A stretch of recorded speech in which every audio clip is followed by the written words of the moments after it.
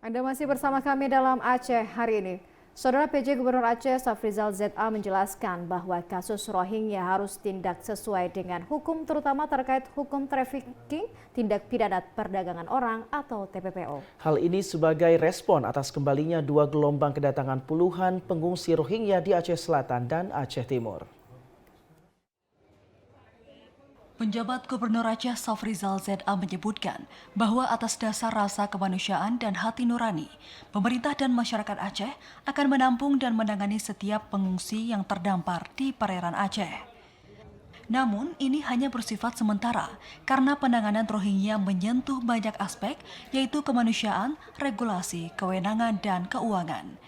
Ia menjelaskan bahwa pengungsi etnis Rohingya merupakan urusan luar negeri, sementara kewenangannya berada di pemerintah pusat, sementara pemerintah daerah hanya bisa memfasilitasi sesuai perintah dan surat dari Menko Polhukam.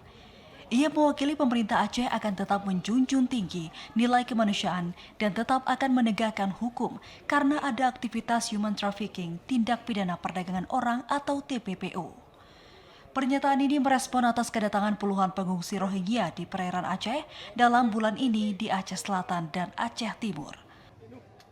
Yang jelas kedatangan mereka dari beberapa case terakhir ada unsur people smuggling, people smuggler, ada people trafficking di situ. Nah, ini jaringan ini sedang dikerjakan oleh aparat penegak hukum untuk membongkar semuanya. Ya, jadi semua bekerja, ya, aparat penegak hukum bekerja, kita unsur kemanusiaan menyediakan tempat sementara. Penyelesaian akhir final nanti ada des atau tim koordinasi yang dibentuk oleh Kemenko Polhukam. Penjabat Gubernur Aceh juga meminta kepada aparat kepolisian untuk benar-benar menegakkan hukum terhadap kegiatan penyelundupan orang yang kembali terjadi ini.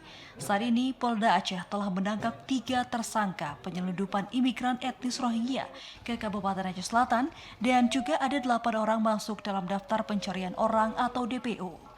Tim Liputan TVRI Aceh melaporkan.